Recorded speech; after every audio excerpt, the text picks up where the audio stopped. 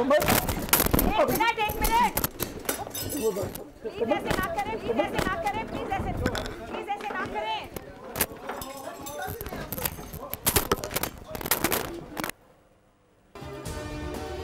PTI रहनुमा नईम हैदर पंजोता के मरीम नवाज से मुतालिक नाजेबा अल्फाज नून लीग के रहनुमा इख्तियार वली गुस्से में आ गए। धक्के, हाथापाई और चीखो पुकार। बोल के प्रोग्राम ऐसे नहीं चलेगा में लाइव लड़ाई। पीटीआई और लीगी रहनुमा आपस में गुत्थम गुत्था।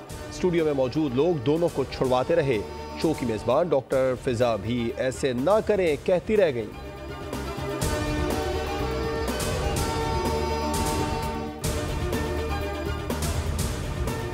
और पीटीआई क़यादत की जुबान बानी भी कंट्रोल नहीं कर सकता। पीटीआई ने बदतमीजी नौजवानों की घुट्टी में डाल दी है।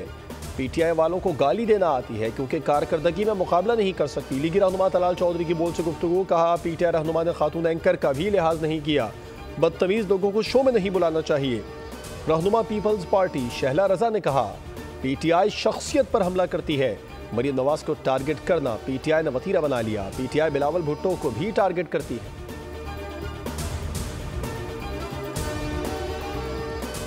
फैसलाबाद में पीटीआई रहनुमाओं के नाकाबिल जमानत वारंट गिरफ्तारी जारी। 9 मई मुकदमात केस में इंसदाद दहशतगर्दी अदालत में समात। उमर अयूब, शिबली फराज, कमल शोजब, फवाद चौधरी के वारंट जारी किए गए। अली अमीन गंडापुर के खिलाफ डी चौक एहतजाज केस। इस्लामाबाद हाई कोर्ट का डिवीजन बेंच आज अली अमीन गंडापुर की दरख्वास्त पर एतराजात के साथ समात करेगा।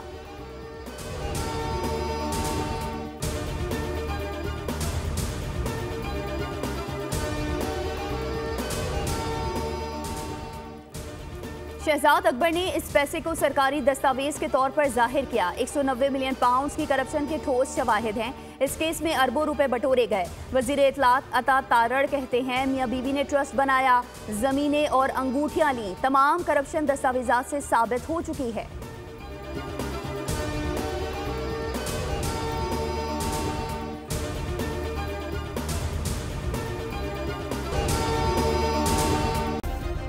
सब्सक्राइब करें और बेल दबाएं ताकि कोई खबर रह न जाए।